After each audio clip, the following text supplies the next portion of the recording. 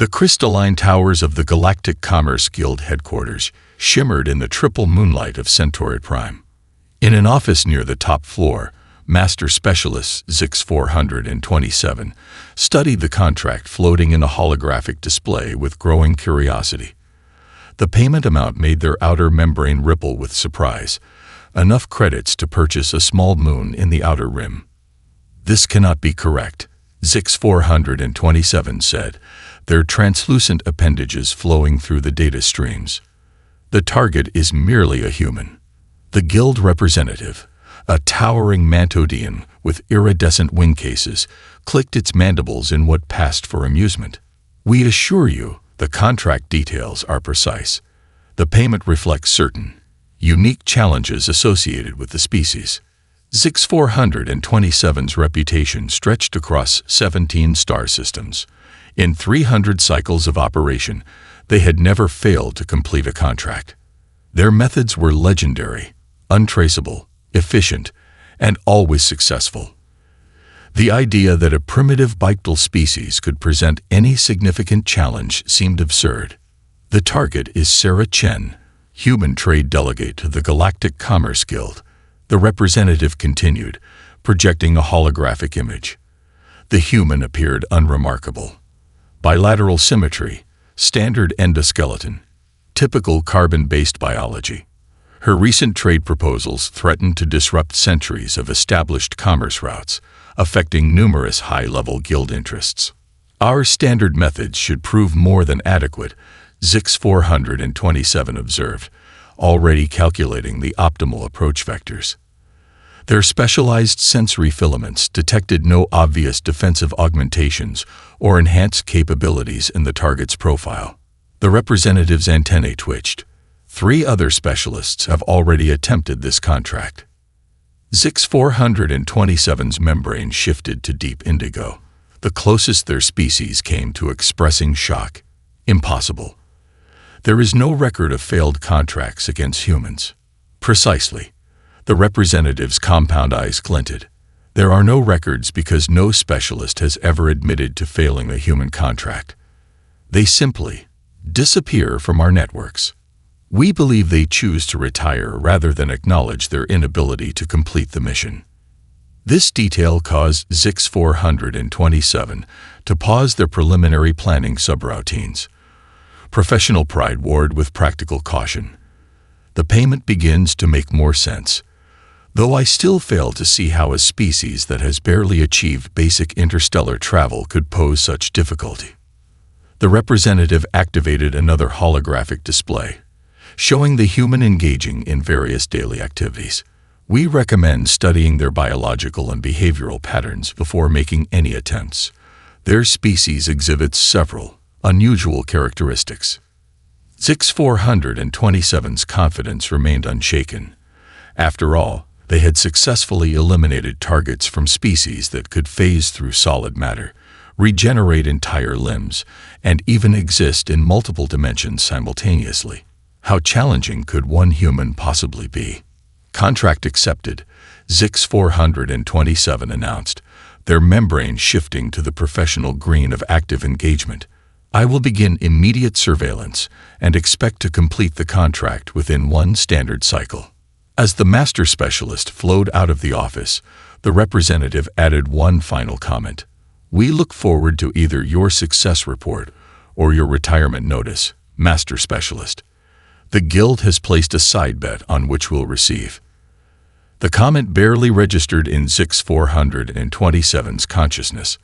They were already accessing the galactic database, researching human biological weaknesses and behavioral patterns.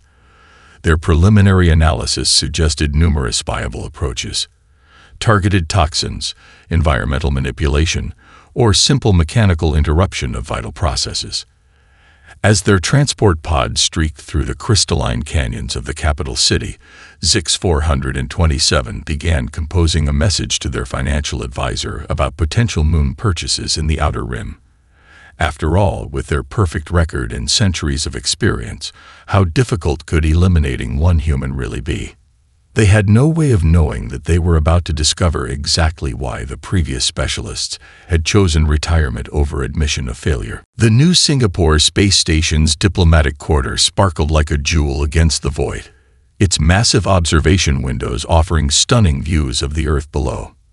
Master specialists ZX-427 had positioned themselves as a server in the station's most exclusive restaurant, the Cosmic Pearl, their channelionic membrane perfectly mimicking the establishment's formal attire. 3 days of surveillance had revealed the target's predictable pattern. Sarah Chen enjoyed dinner at the Cosmic Pearl every third day, always ordering the chef's special. Tonight, ZX-427 would serve her something truly special indeed. The biocompound had cost a significant portion of their advance payment. It was synthesized from the venom of the Proxima Centauri shadow wasp, a substance lethal to 99.9% of known sapient species. The dose was precisely calculated to appear natural, a simple case of unexpected allergic reaction. "Your chef's special, Madam," ZX-427 announced, placing the elegantly arranged dish before the human delegate. Their specialized sensory filaments detected no signs of suspicion as Sarah Chen inhaled the aroma appreciatively.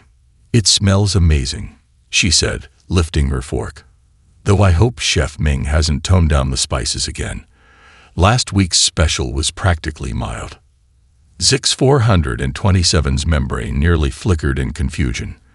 The previous week's special had contained enough capsaicin to strip paint from a shuttle hull. They watched intently as Sarah Chen took her first bite. Her eyes widened. Success. But then, she smiled. "Now this is more like it," Sarah Chen exclaimed, fanning her face with evident delight. "The heat builds slowly, then hits you with this wonderful burning sensation. And is that a hint of numbing tingle? Fantastic." ZX-427's professional composure nearly shattered. The numbing tingle was the biocompound's neurotoxin beginning its work. Yet instead of experiencing total organ failure, the human was enjoying it. "Excuse me," Sarah Chen called out, waving them back. "Could you please tell Chef Ming, this is exactly what I've been hoping for. It reminds me of this amazing Sichuan restaurant back on Earth. The way it makes your whole mouth buzz is perfect." "Of course, madam," ZX-427 managed, their translator struggling to maintain proper tone modulation. They retreated to the kitchen, where their sensory filaments performed urgent analysis of the situation. The human's vital signs were elevated, yes, but in a pattern consistent with pleasure rather than distress. Somehow, her biology was processing the deadliest neurotoxin in the Centauri sector as a mere flavor enhancement. "More of Table 7's special," a server announced, entering the kitchen. "The human delegate is sharing it with her colleagues. They're all raving about it." ZX-427's membrane shifted through several unauthorized colors. Now, multiple humans were consuming enough toxin to kill a small planetary defense force, and they were recommending it to others. In the following hours, ZX-427 watched in horrified fascination as Sarah Chen finished her meal, ordered dessert, and even requested the recipe. Their subsequent research revealed an even more disturbing truth. Humans intentionally cultivated plants containing chemical irritants for their culinary enjoyment. They deliberately sought out substances that caused pain responses, describing the experience as pleasantly spicy. Later that night, in their private quarters, ZX-427 composed their first-ever interim mission report. How could they explain that the target species appeared to be immune to toxins because they consumed them recreationally? That humans actively sought out chemical compounds other species evolved specifically to avoid. The report remained unfinished as ZX-427 discovered video documentation of something called a hot pepper eating contest. The footage of humans voluntarily consuming capsaicin concentrations high enough to be classified as biological weapons would haunt their rest cycle for days to come. Clearly, a more conventional approach would be necessary. After all, Even humans must have some reasonable limitations to their biological resilience. Right. Master Specialist ZIX-427 sat in their temporary research pod aboard the New Singapore space station, surrounded by floating holographic displays of human medical data. Their membrane had been stuck in a mottled pattern of confusion for the past 3 days, unable to settle on a single color as each new discovery defied their understanding of biological possibility. "This cannot be correct," they muttered, running another verification scan on the data. Their skeleton regenerates. The medical records were quite clear. Human bones not only repaired themselves but actually grew back stronger at the healing site. Even more baffling, humans regularly damaged their muscle fibers intentionally in something called exercise, causing the tissue to rebuild itself more resilient than before. Computer, display circulatory system analysis, ZIX-427 commanded, their sensory filaments twisting in anticipation of more impossibilities. The holographic display shifted to show the intricate network of blood vessels, and with it, another startling revelation. Humans could lose up to 40% of their blood volume and survive. They could function with damaged organs thanks to built-in redundancies. Their bodies maintained colonies of beneficial microorganisms that aided in digestion and defense against harmful pathogens. They were not so much individual organisms as they were walking ecosystems. Display sleep cycle data, ZIX-427 requested, their professional curiosity now thoroughly overwhelmed by scientific fascination. The results were equally perplexing. Humans required regular periods of unconsciousness to function properly, yet they could go days without this sleep when necessary. During these sleep cycles, their brains remained partially active, processing information, and maintaining awareness of potential threats. Even more incredibly, they could intentionally alter their sleep patterns to adapt to different planetary rotations. Sarah Chen's personal medical history appeared on the next screen, and ZIX-427's membrane rippled in disbelief. The target had once continued negotiations during something called appendicitis, operating at near full capacity despite the internal organ infection.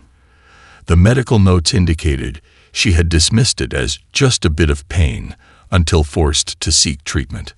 Computer, compare human pain tolerance to galactic standard, ZIX-427 commanded. The resulting data caused their sensory filaments to curl in shock. Humans not only possessed an unusually high pain threshold, but their bodies produced natural compounds that could suppress pain when necessary. They could remain conscious and functional through injuries that would incapacitate most species, their bodies flooded with emergency performance-enhancing chemicals they called adrenaline and endorphins. A new alert popped up on the display. Sarah Chen's latest activity report. The target had just completed something called a marathon, voluntarily running 42.2 kilometers for fun. The medical data showed significant strain on multiple body systems, mild dehydration, and micro-tears in muscle tissue. Yet she had proceeded directly to an afternoon of trade negotiations, apparently considering this normal behavior. ZIX-427 began composing a preliminary report, but stopped, realizing how incredible it would sound to any reasonable being. How could they explain a species that treated potentially fatal damage as a routine inconvenience, whose bodies adapted to become stronger when exposed to survivable threats, who voluntarily subjected themselves to physical stress for recreation?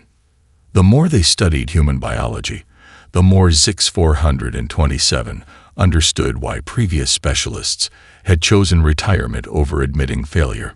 The target species seemed to operate on the very edge of biological possibility, their bodies constantly performing feats that bordered on the impossible. Computer, end research session, ZIX-427 commanded, their membrane finally settling into the deep blue of serious contemplation. Clearly, any approach based on biological vulnerability would be futile. Perhaps environmental manipulation would prove more effective against these walking disaster survivors.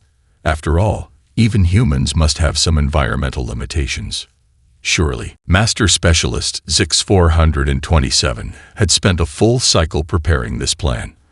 After thoroughly studying the environmental tolerances of every known species in the galactic database, they had determined that humans occupied an impossibly wide range of habitable conditions. However, surely rapid changes would prove effective where gradual ones would not. The Environmental Control Center of New Singapore Space Station was a marvel of engineering, maintaining perfect conditions throughout hundreds of different habitation zones. Tonight, its systems would serve a different purpose. Environmental override activated, the computer confirmed as ZX-427's specially crafted program took effect. Their membrane rippled with satisfaction as they watched the temperature in Sarah Chen's quarters begin to drop. The target was working late, reviewing trade proposals at her desk. As the temperature fell past what most species considered comfortable, she merely reached for something called a sweater from her closet, pulled it on, and continued working. ZX-427's sensory filaments twitched in annoyance. They dropped the temperature further. Sarah Chen added something called a blanket to her lap, made herself a hot beverage, and kept working. The temperature now approached the freezing point of water. The human's breath was visible in the air. She had added something called fuzzy socks to her attire and was humming contentedly while annotating a document about deep space mining rights. Impossible, ZX-427 muttered, their membrane flickering with frustration. Time to try the opposite approach. The temperature began to rise.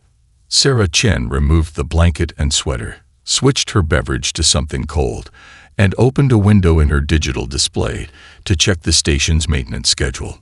40 degrees Celsius. She had removed some outer layers of clothing but continued working. 45 degrees. She had set up a small device that moved air around, apparently called a fan, and was now discussing colony expansion rights over video conference, as if nothing was amiss. "Is it warm in here?" one of her colleagues asked through the video feed. "A bit stuffy," Sarah Chen replied, wiping her forehead. "Probably just a minor environmental control hiccup. I've logged it with maintenance. Reminds me of summer in Singapore. Now about those expansion rights." ZX-427's membrane turned a particularly unprofessional shade of puce. They had just subjected the human to temperature swings that would have incapacitated most species, and she considered it a minor inconvenience worthy of a maintenance ticket. The next day proved even more frustrating. Sarah Chen's schedule revealed her plans to visit the station's recreational facility. ZX-427 arrived early to manipulate the environmental controls, preparing to subject their target to rapidly cycling conditions. What they witnessed instead defied explanation. Humans were voluntarily exposing themselves to extreme temperatures for pleasure. They called it a spa day. They would sit in heated rooms until their bodies produced excess fluid, then move to cold pools, then repeat the process. Some were even gently striking each other with bundled vegetation for what they claimed were health benefits. In another area, humans were intentionally raising their core temperatures through vigorous movement, something they called a workout. They appeared to be competing to see who could produce the most excess bodily fluid through this process. ZX-427 retreated to their quarters, their membrane cycling through patterns normally associated with existential doubt. Their research had suggested that humans evolved on a planet with highly variable conditions, but this went beyond mere adaptation. These creatures didn't just survive environmental extremes, they sought them out for enjoyment. Time for a new approach. Perhaps if direct physical and environmental methods proved ineffective, psychological warfare would yield better results. After all, even humans must have mental limitations. Right? The diplomatic quarter of New Singapore Space Station had become uncommonly crowded with beings who were trying very hard not to be noticed. Master Specialist ZX-427's sensory filaments detected at least 6 other professionals attempting to blend into the background, each one presumably drawn by rumors of the impossible contract. The great ZX-427, still unsuccessful after 2 weeks. A shimming voice invaded their private communications channel. How disappointing. Zix-427's membrane rippled with annoyance as they recognized Blix, the Shadow Weaver, known for their work in the Andromeda sector. I suppose you believe you can do better. Watch and learn, old-timer. Through their carefully concealed surveillance setup, Zix-427 observed as Blix created a perfect shadow trap outside Sarah Chen's office, a pocket of absolute darkness that would disorient any being's sense of direction and balance. The human delegate walked straight through it, while reading reports on her datapad, her path slightly illuminated by the screen's glow. Must remind maintenance about that lighting fixture, she muttered, completely unaffected. Later that day, the infamous Crix-11, master of gravitational manipulation, attempted to subtly alter the artificial gravity in the delegate's path. Sarah Chen simply adjusted her stride, commenting to a colleague about how the artificial gravity always felt a bit strange before scheduled maintenance. By midweek, the station had become an invisible battlefield of increasingly desperate attempts. The Mist twins from Betelgeuse tried their patented atmospheric adjustment technique, only to discover that humans actually function better in slightly oxygen-enriched environments. Sarah Chen reported feeling surprisingly energetic that day and completed an extra workout session. "This is unprecedented," complained Nexus 9, a quantum phase specialist, after watching the human delegate accidentally walk through 3 separate dimensional traps while helping a lost child find their parents. She's not even using any detection equipment. The station's gravity went up by 30% yesterday, Blix noted, their shimming voice strained. She just said it felt like a good day for leg training and took the stairs instead of the lift. 27 floors. Zix-427 watched as their fellow professionals grew increasingly agitated. The Mist twins had already departed, claiming urgent business elsewhere in the galaxy. Nexus 9 was showing signs of professional breakdown, obsessively reviewing footage of Sarah Chen casually carrying furniture up multiple flights of stairs for the exercise.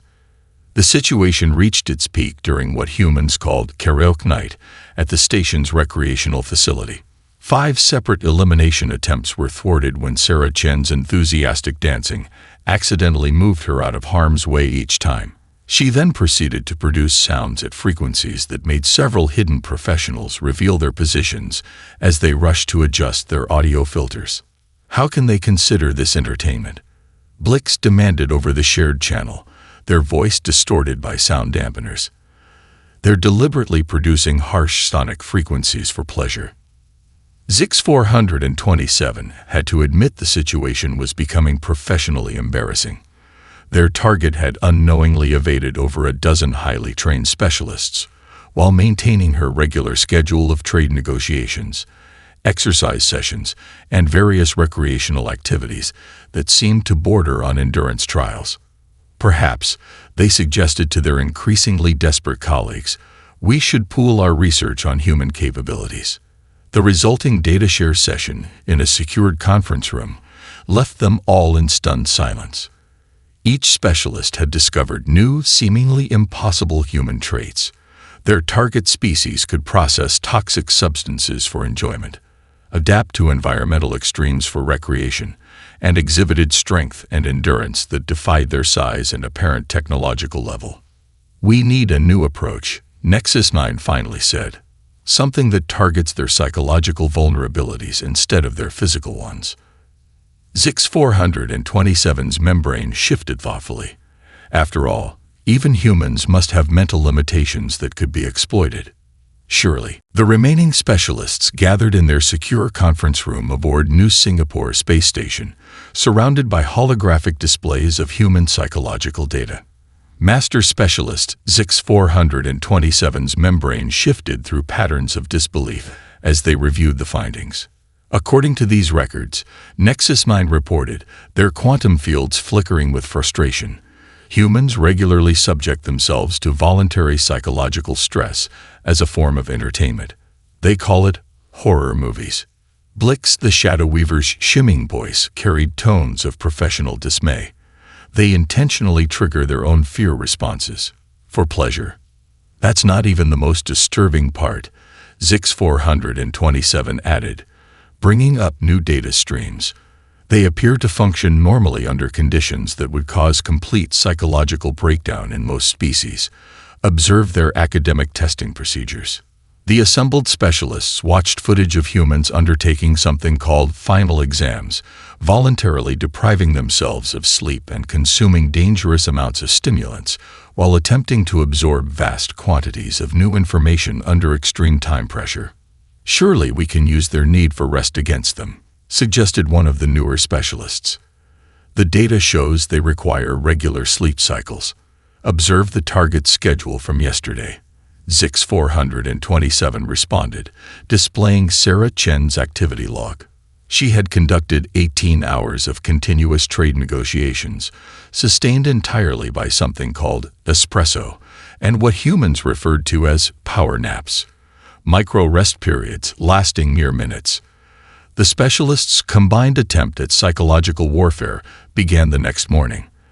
They carefully orchestrated a series of subtle environmental changes, slightly misaligned gravity plates, almost imperceptible variations in air pressure, micro-adjustments to lighting levels, all designed to create subconscious stress. Sarah Chen responded by declaring it was one of those days and treating herself to an extra coffee. They escalated to phase 2, manipulating communication systems to create small but persistent delays in her messages, desynchronizing clocks in her vicinity, and introducing minor but irritating equipment malfunctions. Just like Mercury being in retrograde, she commented to a colleague, then proceeded to complete her entire day's schedule despite every device in her office displaying a different time. This defies all known psychological models. Nexus 9 declared, their quantum fields almost visibly agitated. We've created enough subtle environmental discord to drive most species to seek immediate psychological recalibration. Perhaps we should analyze how they handle actual crisis situations, Lix suggested, calling up emergency response data. The footage showed humans remaining remarkably functional during various space station emergencies. They appeared capable of making complex decisions while experiencing extreme stress, often performing better in crisis situations than during routine operations. They call it grace under pressure, ZX427 noted, their membrane displaying patterns of reluctant admiration. And some humans actively seek out high-stress occupations, claiming they work better under pressure. The final attempt at psychological manipulation involved creating a series of deadline conflicts in Sarah Chen's schedule. The specialists coordinated to ensure she had 3 critical meetings scheduled simultaneously, with vital documentation mysteriously delayed. She solved the problem by attending one meeting in person while participating in another via comlink, simultaneously reviewing and signing documents on her iPad. When asked about the stress of managing multiple critical tasks, she shrugged and said something about it being just another Tuesday. I've observed their educational entertainment programs, a junior specialist reported desperately. Surely we can use their social anxiety triggers. They intentionally create awkward social situations for amusement, ZX427 responded, their membrane patterns suggesting deep resignation. They call it cringe comedy. The assembled specialists sat in defeated silence, watching as their target cheerfully navigated what should have been a psychologically devastating day with nothing more than mild complaints about needing another coffee. Clearly, they needed to fundamentally reevaluate their understanding of this species. After all, there had to be some explanation for their impossible resilience. Right. Master Specialist ZX427 stood at the observation deck of New Singapore Space Station, their membrane reflecting the blue-green marble of Earth below. The remaining specialists had gathered for what they grimly termed their final analysis session. After weeks of failed attempts, they needed to understand why their target species seemed virtually indestructible. Display Earth environmental data, ZX427 commanded. The holographic windows filled with information about humanity's homeworld. The assembled specialists' various sensory organs registered shock as the data streamed past. "This cannot be correct," Blix the Shadow Weaver whispered, their shimming voice unnaturally steady. No species could evolve under these conditions. But the evidence was undeniable. Humans had developed on a planet that actively tried to eliminate them at every turn. Their world experienced constant temperature fluctuations, regular gravitational disturbances called earthquakes, and atmospheric events that could level entire settlements. The ambient background radiation alone should have prevented complex life. Nexus 9 noted their quantum fields disturbed. Yet they evolved in these conditions. "Look at their planetary history," another specialist added, bringing up geological records. Their species survived multiple extinction-level events. They outlasted giant reptilian predators, survived global temperature shifts, and developed intelligence while under constant environmental pressure. The revelation struck them all at once. Every trait that made humans seemingly impossible to eliminate wasn't a supernatural ability. It was an evolutionary necessity. Their redundant organs, their ability to process toxins, their psychological resilience, all of it had developed because their world had never stopped trying to kill them.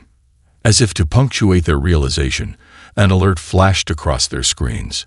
A maintenance accident had created a pressure difference in Section 7, and their target was in the area.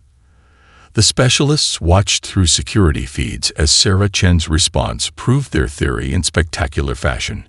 Without hesitation, she helped organize an evacuation, carried an injured crew member to safety, and sealed a malfunctioning airlock manually, all while holding her breath for what should have been an impossibly long time.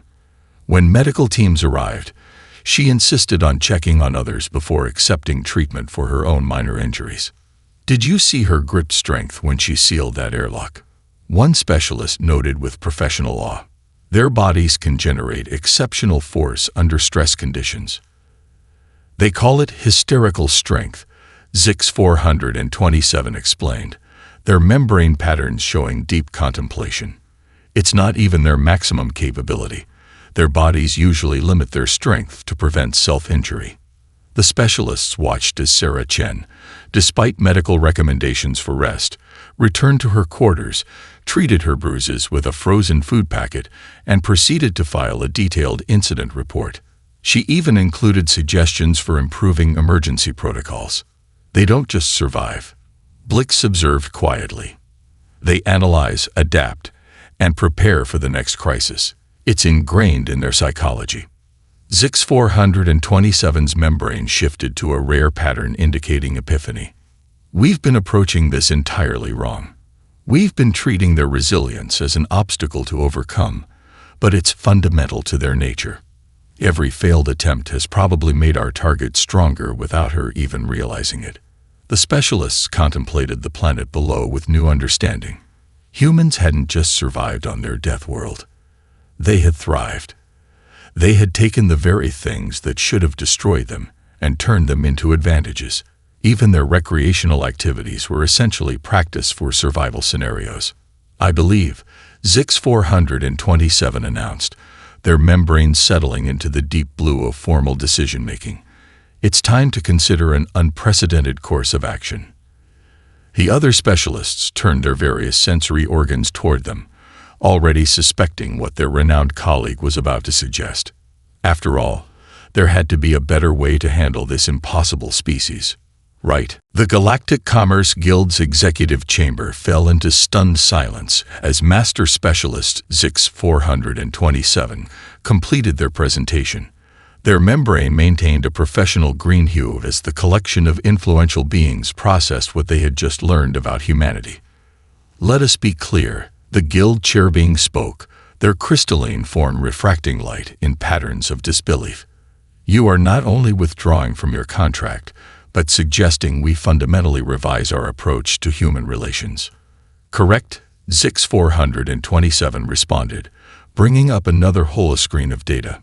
"My comprehensive analysis, supported by research from 6 other renowned specialists, suggests that conventional methods of influence are not merely ineffective against humans, they are counterproductive." The presentation continued, showing footage of Sarah Chen's recent achievements. In the weeks they had spent attempting to eliminate her, she had successfully negotiated 3 major trade agreements, established new safety protocols after the maintenance incident, and somehow found time to start a station-wide fitness program. Our efforts to create obstacles have only made her more effective. Blix the Shadow Weaver added from their position in the chamber shadows. They appear to interpret challenges as opportunities for improvement. The Guild's financial administrator, a being composed entirely of living mathematics, rippled with concern. The cost of maintaining our current approach is becoming unsustainable. 3 more specialists have submitted retirement notices this morning alone. ZX-427 advanced to their final slide, displaying a radical proposal. I recommend classifying humans as a consultation mandatory species. Their unique perspectives on problem-solving, developed through evolution on their challenging homeworld, could prove invaluable to the Guild. A murmur of discussion swept through the chamber. The idea of actively seeking human input rather than trying to minimize their influence was unprecedented. Yet the evidence was compelling. Every attempt to suppress human participation had only led to more innovative solutions from their species. Their trade proposals, ZX-427 continued, their membrane shifting to emphasize key points, while disruptive to established patterns, show remarkable potential for improving efficiency. They instinctively find ways to adapt and optimize systems, likely a trait developed through surviving their planet's constant challenges. The Chamber's attention turned to a recent recording of Sarah Chen. She was explaining her latest trade proposal to a group of initially skeptical representatives, her enthusiasm undimmed by what should have been weeks of accumulated stress. They call it thinking outside the box. Nexus 9 observed from their quantum field projection, an apt description of their ability to generate unexpected solutions. The Guild chairbeing's crystalline structure resonated in what passed for a deep sigh. Very well. The contract is officially dissolved. We will revise our protocols regarding human interaction. And what is she doing now? The live feed showed Sarah Chen organizing an impromptu celebration in the diplomatic quarter, apparently to mark the successful completion of trade negotiations. Beings from dozens of species were being taught something called the electric slide. Cultural integration through synchronized movement patterns, ZX-427 explained, their membrane displaying mild amusement. Apparently, they consider this recreational. The new protocols were implemented immediately. Sarah Chen received an official commendation for her contributions to interstellar trade relations, blissfully unaware that the ceremony was attended by several recently retired specialists.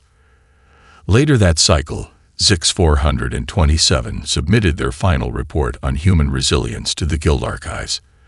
Their concluding recommendation read, "When dealing with a species that treats survival against impossible odds as their default state, perhaps it is wiser to have them work with us rather than against us."